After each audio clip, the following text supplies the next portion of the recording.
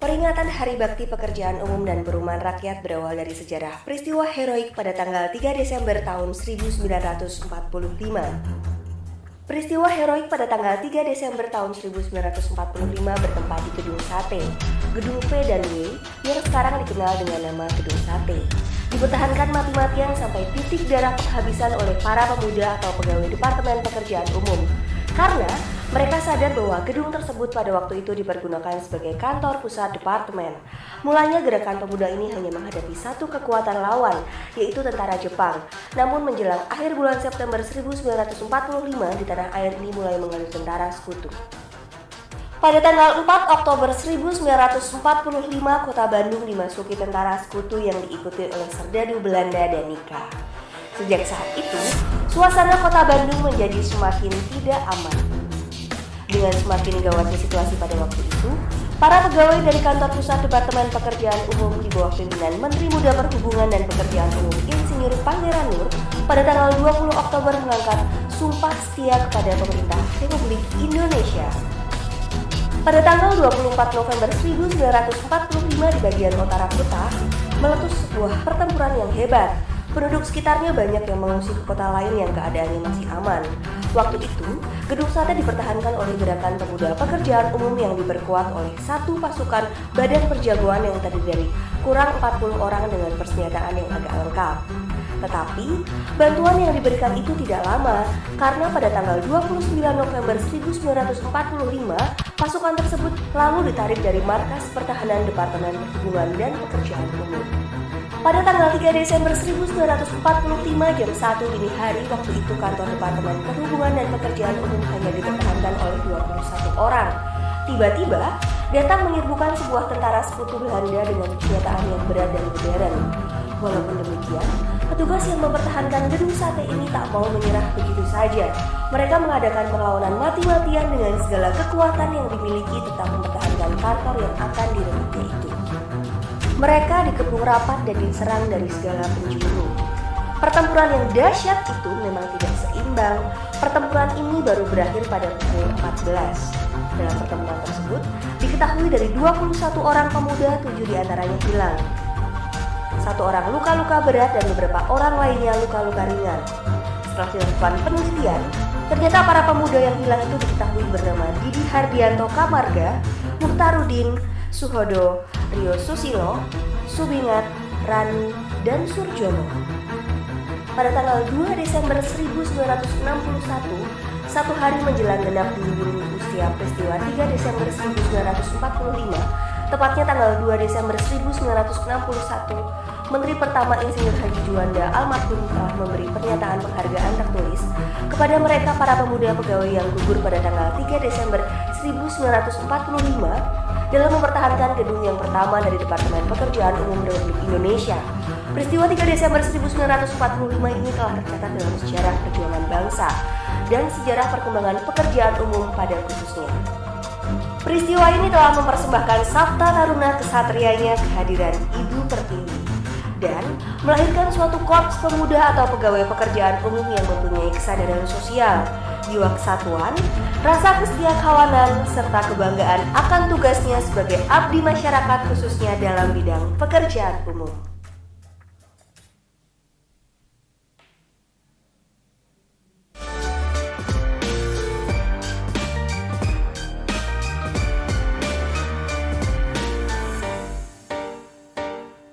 Assalamualaikum warahmatullahi wabarakatuh. Waalaikumsalam Teman-teman warahmatullahi wabarakatuh. infrastruktur ya. Ini kami dari grup Madukoro nih ya.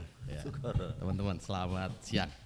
Kalau sebenarnya hari Kamis ini kudunya pakai bahasa Jawa ya. Harusnya. Iya. Ya, wilujeng siang. Para kadang jateng gayeng ya.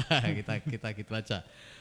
Tansah kaberkahan Gusti sami. Amin. Mugi-mugi dinten menika berkah, sehat, Amin. bahagia kagem kita sedaya. Amin. Nggih. Kita pakai bahasa Indonesia wae itu akhirnya ya. Campur-campur aja. Campur Oke, aja enggak apa-apa. Oke. Iya. Jadi hari ini adalah kita tayang perdana ini untuk ngobrol podcast infrastruktur Jawa Tengah, khususnya dari KPU-an ya, itu KPU-an itu ya saya sendiri Bina Marga dan Cipta Karya. Saya perkenalkan dulu ini ya. Ya, betul. Iya saya perkenalkan lupa aku. Jadi yang merah sebelah Sama, ini kanan, merah, nah, ini. Sama merah, ini. merah. Ini adalah Kepala Dinas Perumahan Rakyat dan Kawasan Permukiman Provinsi Jawa Tengah, Insinyur Arif Jatmiko MA. Ya. Beliau lulusan ITN Malang. Ya. Ini para alumni ini bisa berkenalan. Dan kalau saya manggil mesti Mas Miko gitu ya. Nah, itu ya. nama itu. kerennya Ya, katanya. Iya, Mas Miko gitu ya. Oke, yang sebelah kanannya ini adalah Kepala Dinas Pekerjaan Umum, Sumber Daya Air dan Penataan Ruang Provinsi Jawa Tengah. Ini aku nyeluk Om kan ya. Sama Solonan itu Om. Om. Alumni ya. Om Insinyur SR Eko Yunianto SP1. Ini Ya. kakak kelas. Oh, kakak Jadi, kelas. Iya, saya 84, Aku 83. 83. Lah, Mas Miko? 85. Wah, adik lebih kelas muda. junior Mas. Ya, ya. Pelonco berarti ya. Ora. Jadi Om Eko gitu ya. Mas, ini Mas Miko. Saya sendiri adalah gue gelar ya ora enak ya, tapi enggak apa-apa ya. Saya Dr. Insinyur AR Hanung Triyono MSI. Saya jadi Kepala Dinas PU Bina Marga dan Cipta Karya Provinsi Jawa Tengah. Nek nyeluk Mas Eko ya Om Eko ya nyeluk ya Om. Waduh ya. Kalau Mas Miko nyeluk saya apa Pak Anung gitu ya. Enggak apa-apa, soalnya yang penting bagus. Ya, oke. Itu perkenalan singkat. Jadi hari ini kita akan ngobrol infrastruktur Jawa Tengah. Jadi juga pas ya Hari Bakti PU nantinya yang ke-76 tanggal 3 Desember tadi sudah ditayangkan ada 7 pemuda pekerjaan umum yang gugur. Inilah jiwa-jiwa dari 7 ini atau kobaran semangat inilah menjadi tadi Sabta Taruna ya. Nah, nanti kita akan coba ngobrol dan ini implementasinya kita itu ngopo sih nang Jawa Tengah ini ya. Kita ditunjuk Bapak Gubernur diberi tugas. Ya. Kita ngopo lah. Ini kita coba menerangkan sedikit-sedikit atau banyak dan juga bagaimana cara mengakses kita sehingga pekerjaan ini bisa dinikmati masyarakat dan juga ya kita tadi menjadi babune masyarakat. Ya ini. Kita Untuk kesejahteraan masyarakat. Ya, untuk kesejahteraan masyarakat ini. Nah itu kira-kira hari ini kita berkumpul dan selanjutnya lagu ini Pak. Ya. Diselingi lagu. Lagu ya monggo. Silakan. Semarang kaline banjir, jo Sumelang rak dipikir. Jangkrik upas sapa ning tangga malumpat ning tengah jogan. Wis watake priya jareng aku setya tekan dalan selewengan ya ya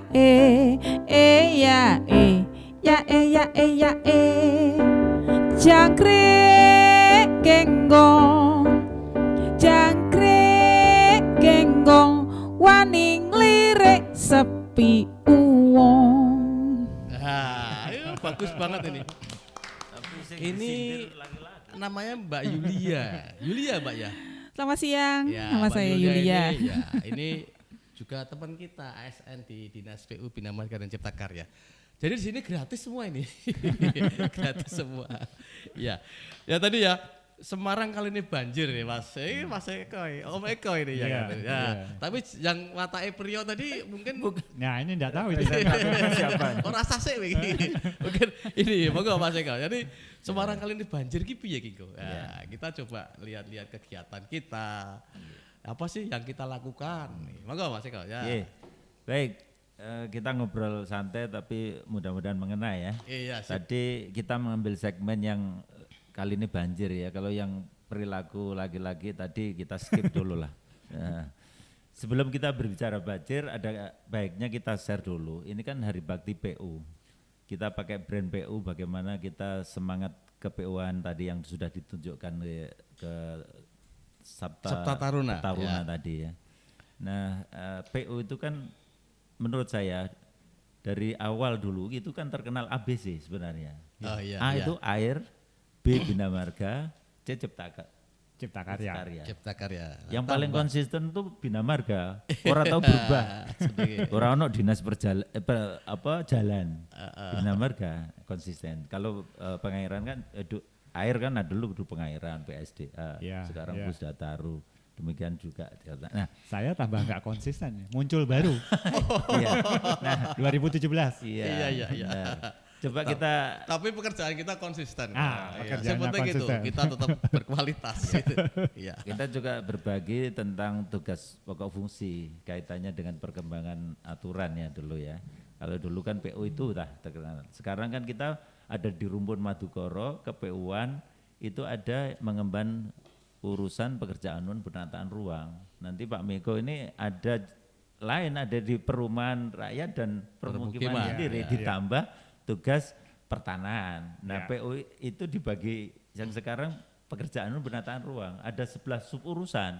Nah, kebetulan 2 itu diantara adalah kami yang mengambil, Oh, iya. yaitu sumber daya air dan penataan ruang. Dan 9 yang lain itu jalan, air minum, persampahan, air limbah, drainase, permukiman, bangunan gedung, penataan bangunan dan jasa konstruksi. Saya kira itu menjadi domain Bina Marga dan Cipta Karya.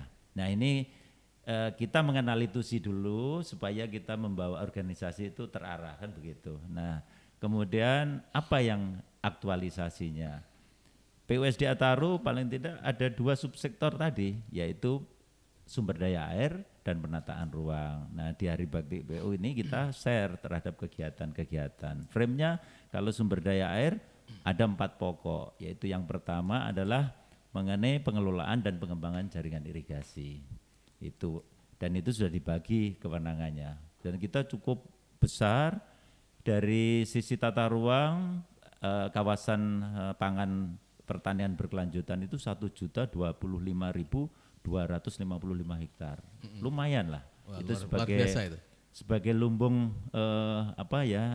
pangan nasional. Nah, bagaimana tugas dari sisi tata ruang itu merancang dari tata ruangnya. Kemudian komitmen kita bersama untuk mempertahankan LP2B-nya. LP2B secara teknis itu kurang lebih 953.000 sekian. Dan itu skimnya adalah 11.542 DI. Gaweannya ya oke banget iki. Dan itu kalau kita kuat, Burung koordinasi sama APBN. betul. Jadi Leler itu ya. ada kewenangan pusat, provinsi, kabupaten. Memang unik di sumber daya air itu. Irigasi itu tersebar di seluruh 29 kabupaten, 6 kota. Secara wilayah hidrologis ada di 10 wilayah sungai.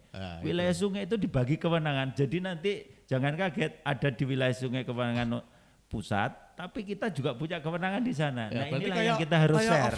overlap gitu ya. Ya, sebenarnya kalau kita baca dari sisi overlap Tapi sih tanggung tidak. jawabnya masing-masing Iya, gitu ya. betul. Itu sekilas Tanggung jawab dari masing-masing. irigasi, kemudian konservasi sumber daya air, kemudian penyediaan air baku. Nanti terkait dengan jenengan di Cipta Karya, Iya. spam regional yang regional, iya, membahas. banyak nanti Kemudian kita. untuk mencapai dari perumahan kan begitu. Nah, yang berikutnya adalah ini yang tugas kita. Nanti pasti ada interaksinya. Banjir itu tidak hanya dilihat dari sumber daya airnya, bagaimana drainasenya, Oh, iya, bagaimana permukimannya, bagaimana penataan bangunannya, bagaimana sampahnya, Iya, bagaimana limbahnya. apalagi tol. Wah, tolnya banyak banget kita. Lah, banyak saluran irigasi yang itu Iya. tadi mungkin Jadi- mampet, mungkin nah Ini itu. kalau cerita sampah tadi yang bikin banjir, sampahnya dari tempat saya. Oh, gitu ya.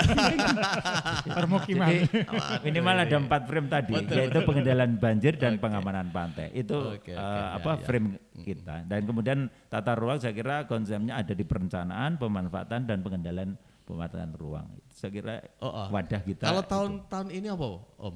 Yang tahun dikerjakan ini nih? tetap yang gede-gede gitu ya. kita kalau pengendalian banjir karena tadi disitir dari lagu Semarang kali ini banjir. Ojo Sumelang kalau tidak dipikir, Tetap semua dipikir pasti ya? dipikirkan Wah, semua. sip. Nah, kolaborasi, integrasi, sinkronisasi, sinergi itu wajib kita kedepankan. Untuk yang tadi memikirkan masyarakat yang terdampak banjir itu Oh, tadi. iya, Ya, kegiatan kita masih terkonsentrasi di Kota Semarang, Kota Pekalongan. Pantura ya, Pantura ya Betul, berarti. Wah, ini betul. katanya mudune berapa per tahun itu? Nah ini data yang kita harus sikapi. Semarang sama Kota Pekalongan itu lebih tinggi Kota Pekalongan. Oh Menurunnya. iya. Oh, Iya, iya betul. malahan ya. Iya, itu penelitian Wah, ini harus dari beberapa baik ITB dari kelompok peneliti yang lain itu Semarang sama Kota Pekalongan lebih cepat turunnya per Kota tahunnya. Pekalongan. Nah ini kan tentu kita yang dari sisi infrastruktur harus memikirkan betul nih. Iya, iya. Karena yang pijakan kita membangun pasti di struktur geologinya. Nah ada suatu constraint yaitu bahwa kecepatan di dalam landscape subsidennya itu relatif tinggi dibanding Semarang. Berarti air tanah itu ya harus dilestarikan betul ya? Iya, harus hati-hati. Air tanah ini Berarti harus kalau hati-hati. betul. Jangan- sumur itu ya jangan berarti sumur. berpengaruh ya. Tapi sekarang perumahan klaster-klaster kecil-kecil Nah, tuh banyak ngambil air tanah ya? Iya. Hampir semua. Iya. Hampir semua. Nah, itu siapa yang kendalikan tadi? Ya, kita harus menurut saya pemerintah harus introspeksi bahwa itu adalah ketidakmampuan belum kita menyediakan dari air Iya, permukaan. ya, kayak ini di Padahal spam dari ya, sisi spam.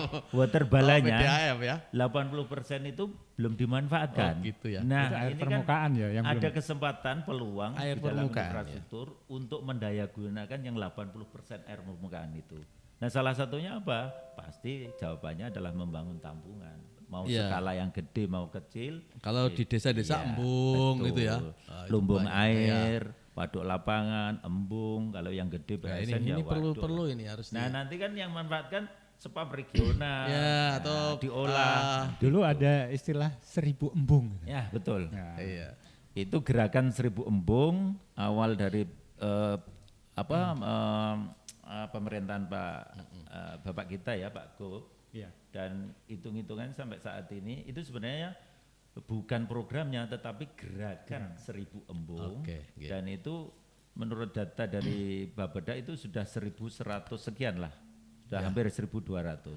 Dan itu yang ngerjakan tidak hanya APBN, APBD Provinsi Kabupaten Kota dan kemudian instansi kementerian itu juga tidak hanya PUPR juga ada LHK-nya, bahkan BNPB juga ada. Masuk semua. Jadi Iya. kolaborasi sinergitas, Iya, sinergi iya, kita bersama. iya. Oh ya, ini tadi air ya, air banyak yang kita manfaatkan. Itu kan sebenarnya ya untuk hajat hidup orang banyak tadi ya.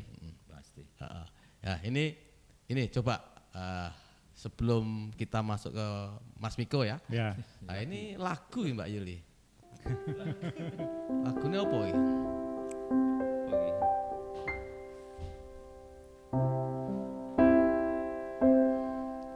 Lebih baik di sini. Rumah kita sendiri. Segala nikmat dan anugerah yang kuasa. Semuanya ada di sini.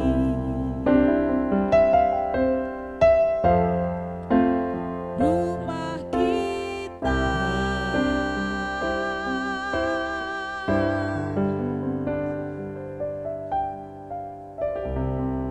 Wah, ini bagus banget ini. Jadi, segala nikmat dan anugerah dari Tuhan ya di rumah kita. Ya, ini sekarang karena masalah perumahan ini Mas Miko ini ya. Nah, monggo Mas Miko. Ini gimana kita itu sampai dengan tahun 2021 ini Jawa Tengah bagaimana nih? Monggo. Ya, kalau kita bicara rumah gitu ya, kayaknya ini sama juga dengan unsur-unsur KPU-an yang lain ini. Enggak selesai-selesai.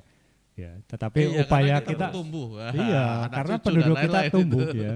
Padahal itu tadi ya, lebih baik di sini rumah kita sendiri. ya. Jadi prinsipnya sebetulnya ada istilah sih sebetulnya rumahku istanaku. Wes. Ya, gitu ya. Jadi kita selalu berpendapat, selalu berpikir bahwa kalau kita membangun rumah tangga gitu ya, itu harus kita juga berpikir bagaimana sebetulnya kita memiliki rumah. Ya. Tetapi kalau kita lihat ya kondisi di Jawa Tengah misalnya, tidak Jawa Tengah, Indonesia dan seluruh provinsi yang ada di Indonesia, kalau kita bicara rumah, kita selalu berbicara backlog. Ya, backlog itu artinya kekurangan jumlah rumah dibanding dengan rumah tangga yang ada. Jadi Nah, ini secara teori ada selisih ada itu. selisih. Ada Padahal ada yang satu orang punya berapa rumah loh ya? itulah masalahnya. Lah Mas Miko punya berapa rumah ini? Alhamdulillah saya satu saja Aduh. cukup. Jadi pendapat bahwa jumlah rumah sekarang banyak, ternyata ya memang kondisi realnya ada yang satu orang itu punya dua. Iya, Ada iya. banyak. Sehingga ada gap fakta. antara jumlah keluarga dengan rumah yang ada. Bahkan kalau kita lihat juga itu kalau dari sisi kepemilikan, dari sisi kepenghunian juga seperti itu. Ada gap yang cukup tinggi. Nah kalau kita bicara Jawa Tengah, kami ada data lah ya, misalnya di Jawa Tengah gapnya ada berapa. Untuk warga miskin itu gapnya cukup banyak, ada 419.000. Itu status Mei tahun 2021. 419.000, artinya ini menjadi tugas kita semua bagaimana kita bisa memfasilitasi. Sekali lagi kita memfasilitasi Pak Eko, Pak Hanung, karena kita memang tidak langsung menyediakan. Bagaimana kemudian masyarakat bisa mendapatkan rumah yang layak huni. Iya, iya. Ya ini sekali lagi konsep-konsepnya memang sudah bergerak cukup lama. Rumah layak huni itu sebetulnya ini ada kaitan erat dengan tempat Pak Hanung. Pak Hanung. Iya. Ya, kalau yang pertama itu konstruksinya harus baik. Ya, entah itu kita juga akan berbicara pada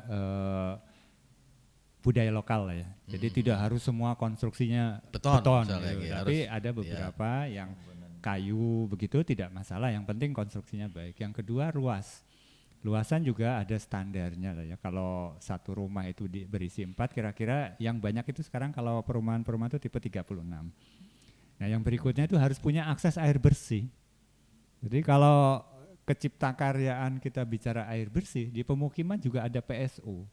Jadi harus memiliki akses air bersih. Dan terakhir adalah sanitasi. Ya ini masih menjadi permasalahan yang harus kita selesaikan bersama secara bertahap. Ya, kita memang kalau nasional ada program 1 juta rumah. Ya. Gitu ya, 1 juta Kayak rumah. dikeroyok bareng ya. Dikeroyok bareng. Seperti kita ya desa dampingan itu ya. Iya, iya, Kita- iya. Desa dampingan kebetulan kita juga berbicara pada tidak hanya jumlah rumah, Ya. tetapi bagaimana sebetulnya memperbaiki kondisi rumah yang tidak layak huni. Oh iya, iya. Ya, sehingga desa dampingan kita banyak bergerak pada bagaimana pemerintah provinsi mengintervensi rumah-rumah yang tidak layak huni agar masyarakat bisa terbantu kondisinya. Iya, gitu. seperti di saya ya di Dinas PU Bina Marga Cipta Iya, Karya itu iya. kami memang juga desa dampingan itu ya karena saya fisik ya Iya. paling banyak ya kita membantu RTLH. Jadi Iya. 15 juta per rumah. Iya. Sangat Itu enggak membantu. mungkin jadi 15. Enggak tapi, mungkin, enggak mungkin Tapi jadi. itulah kita tadi Iya, untuk harus ada memfasilitasi. stimulan lah. Iya, stimulan Jadi, itu. mungkin ini juga cerita menarik gitu ya. Masyarakat itu ternyata kalau kita bayangkan 15 juta itu tidak akan jadi. Tapi jadi itu, San. Tapi jadi karena apa? Iya, dan bagus loh. Warga kita tuh dikasih stimulan, kerja gotong Gemrut, royongnya berkembang. Gitu. Guyup ya, Kemudian guyup ya. iya ada guyup. Jadi antara mereka juga ada yang menggerakkan.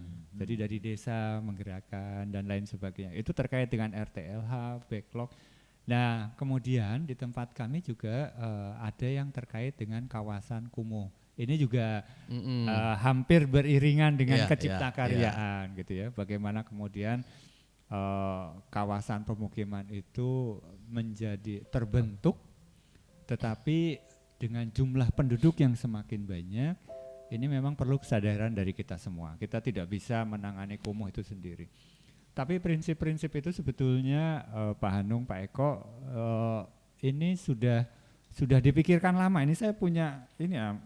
Kalau Bung Hatta ini kalau sedikit cerita ini tahun 1950 ini cerita terkait dengan masalah perumahan. itu ternyata memang bukan cuman sekarang ya. Kalau sekarang kita bicara backlog, kita bicara kumuh, kita bicara rumah tidak layak huni, tetapi ternyata mulai tahun 50 juga sudah mulai dibahas ini. Gimana caranya masyarakat bisa mendapatkan rumah. Iya. Wah, luar biasa ya. Itu seperti itu.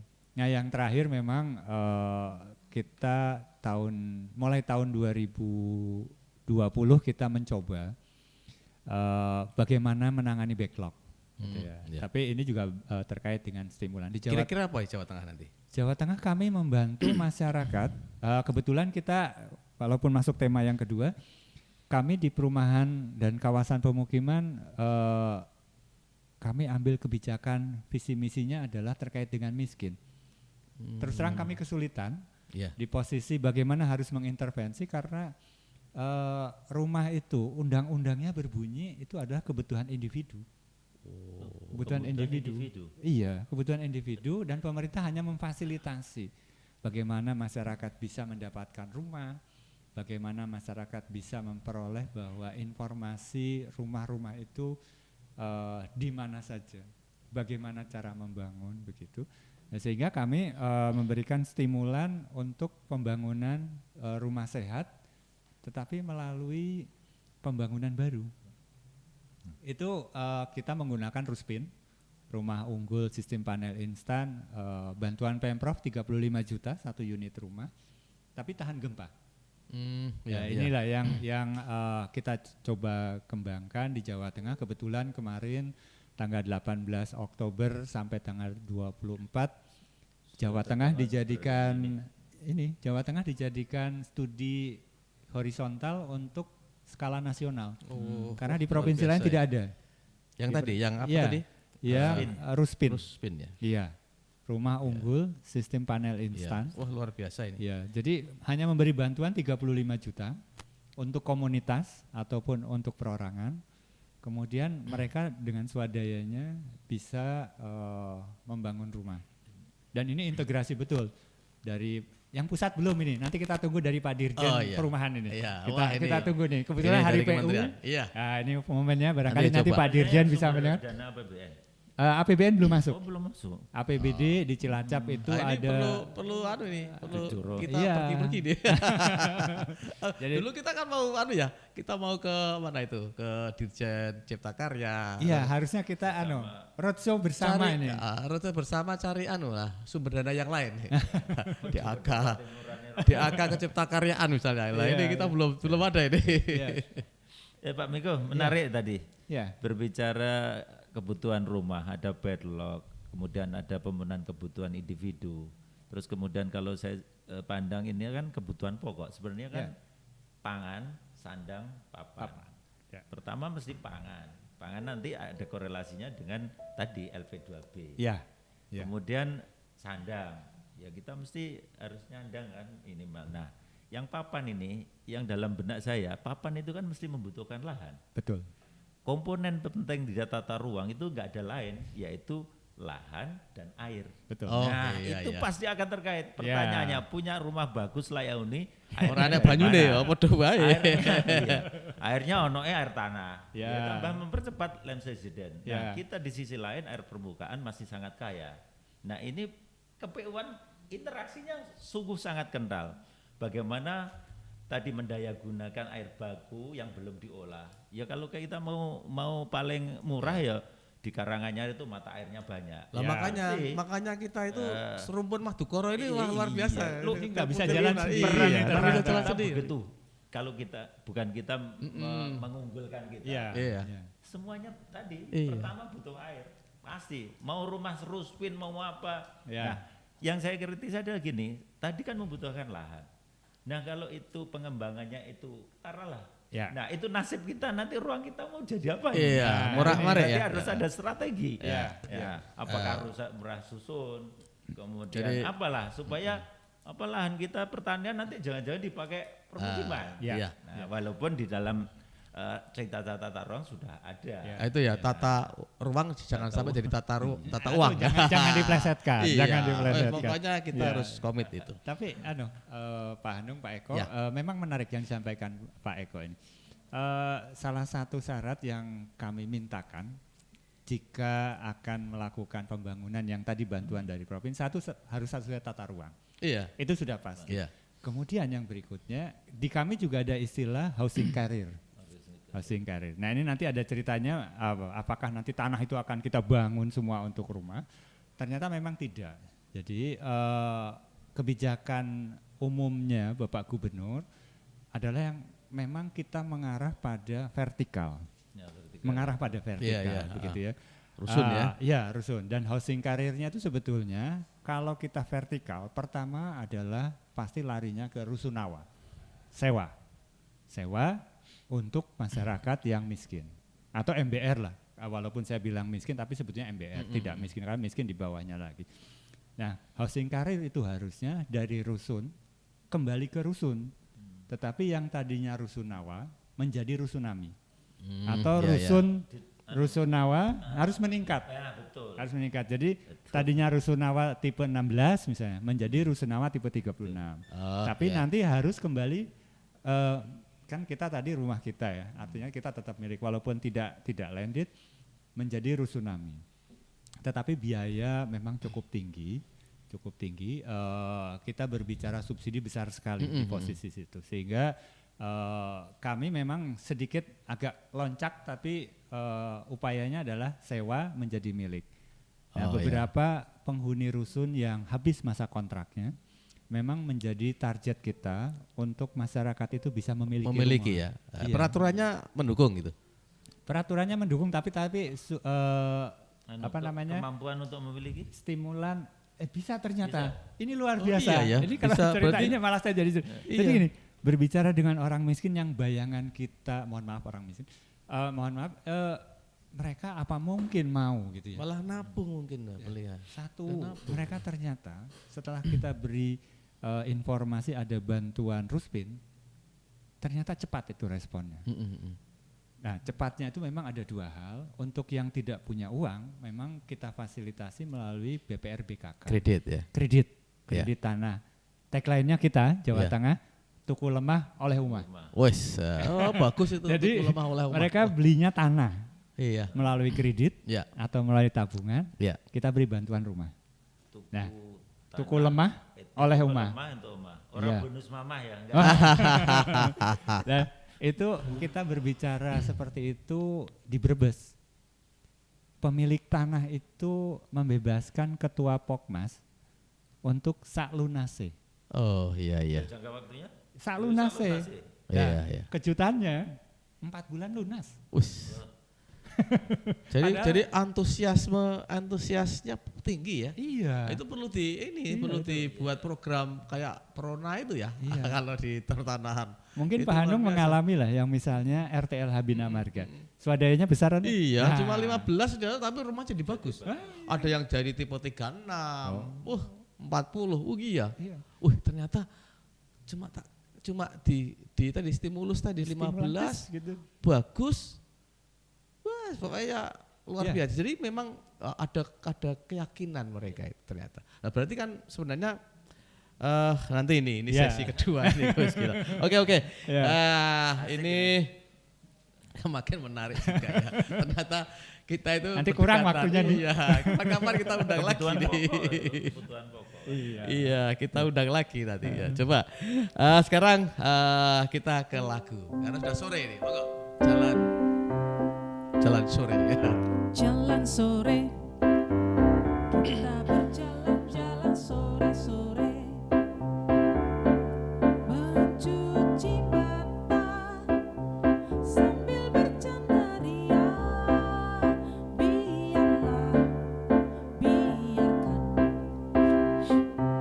Biarkan kita masih sehat.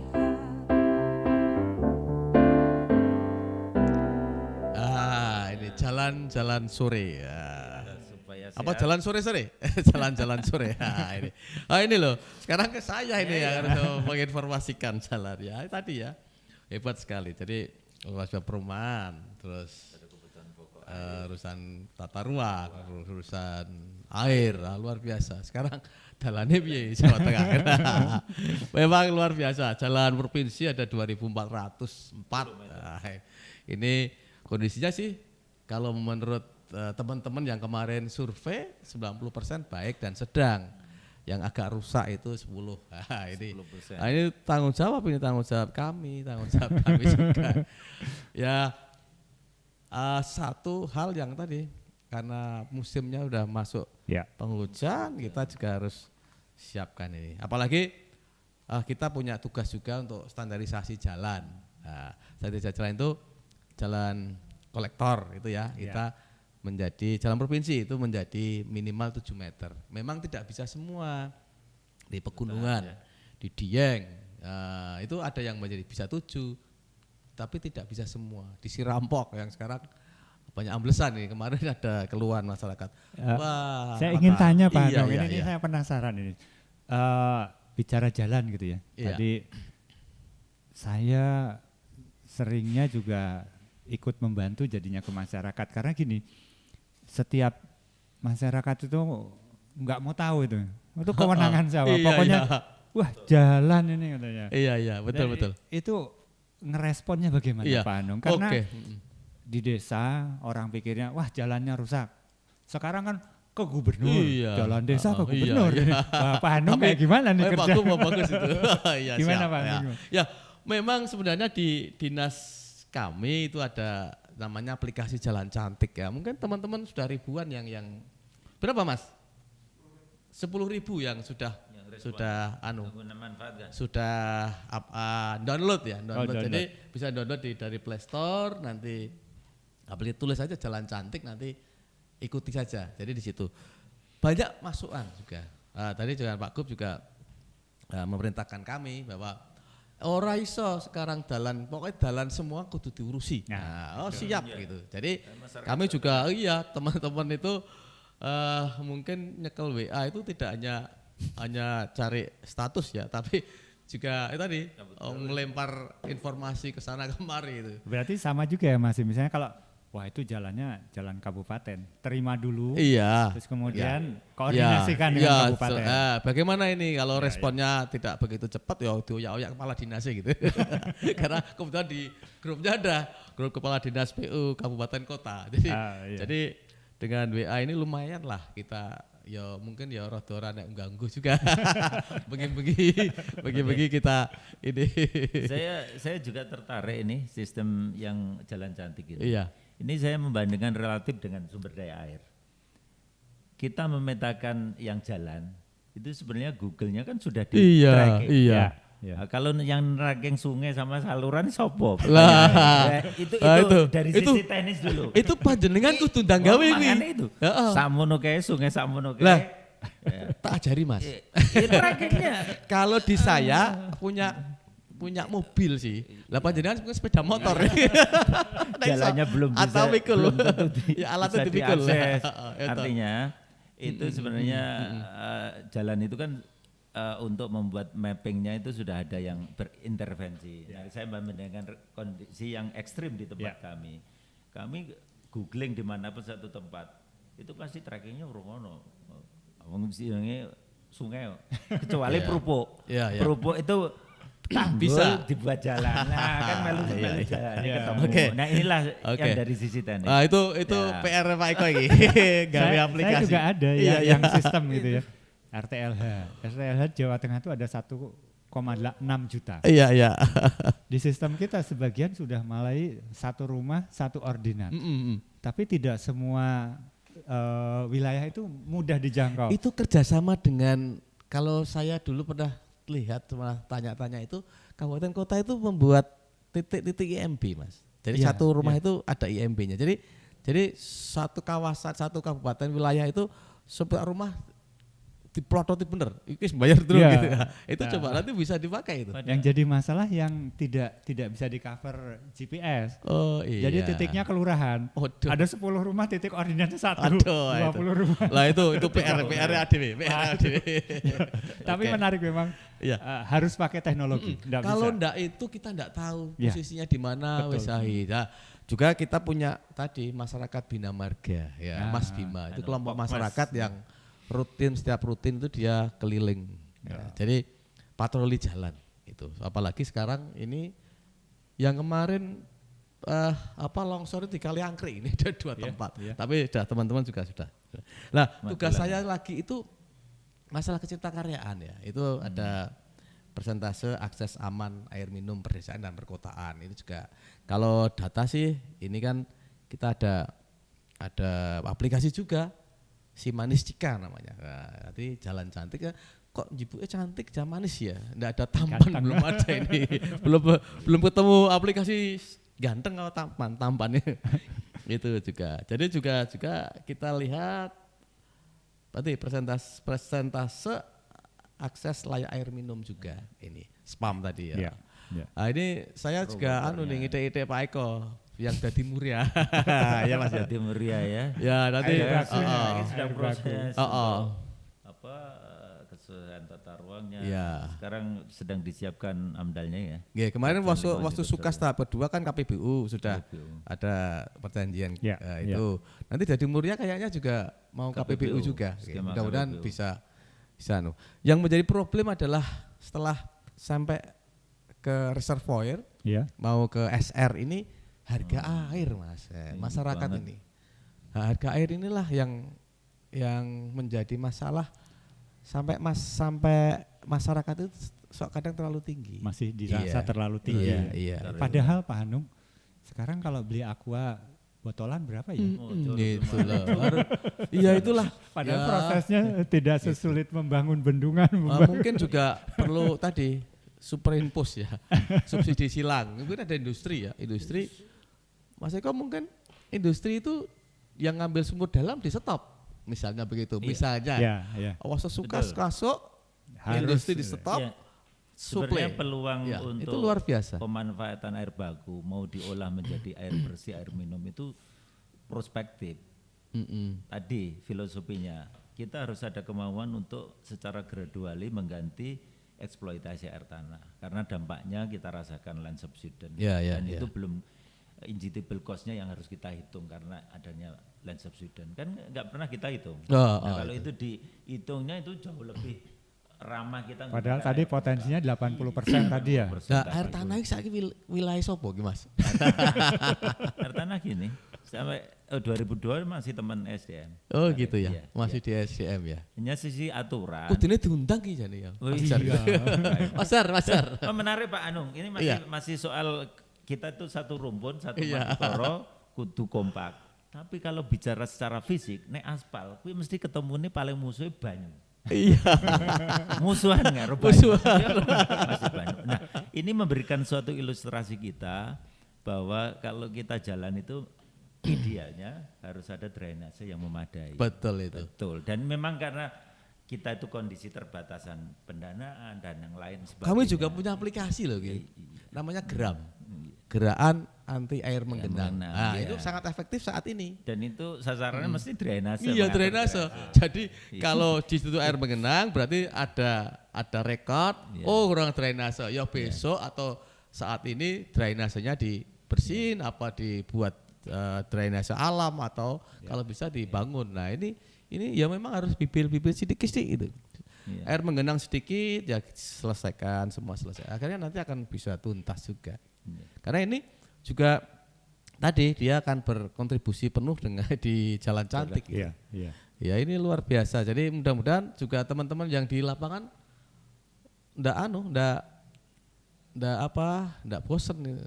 Kadang di WA itu jam 12 itu ya. Nggak kenal waktu. Ya udah Sekarang kerja nggak ada jamnya sekarang itu. Tapi karena yang penting tanggung ya itulah, jawabnya. Yang Gitu. penting kita bisa selesaikan dengan baik. Nah itu. Iya. Wah ini sesi 1 ini. Pak, Oh ya. sedikit sisi Oh deh, mari. teknologi informasi ini suatu hal yang menjadi kewajiban untuk kita karena SDM kita semakin berkurang, terus teknologi semakin cepat. Kalau kita nggak memanfaatkan juga kita semakin Iya. berkurang. Nah, tadi Mas Anung ada cerita mengenai Jalan Si Cantik. Kami secara teknis pun sebenarnya apa masih kita punya namanya aplikasi pembagian air Wah, luar irigasi. biasa ini. Kemudian Sipabro itu untuk pengelolaan banjir. Kemudian ada yang rekomtek mengenai khusus SDA itu apa ya, kemarin teman-teman itu mengkreat, tapi itu pasti membutuhkan suatu improve dan selalu Ya, dikembangkan. harus berkelanjutan, harus diupdate terus. Karena kalau udah diupdate terus lah, kok terus ya nanti laporannya. Nah, saya juga banyak ini teman-teman yang ya terutama bukan jalan kewenangan kami ya, itu mungkin mohon maaf ini kalau masyarakat kok suwe sih dia. Karena tagline kami adalah penanganan atau aduan itu kita kurang dari 24 jam. Wah, luar biasa toh. Itu kalau tidak ada teknologi informasi. Iya. Nggak ada teknologi informasi, nggak ada sumber daya yang sudah kita siapkan ini. Iya. Jadi kalau jebret ya udah langsung dandani gitu. Itu kita. Oke.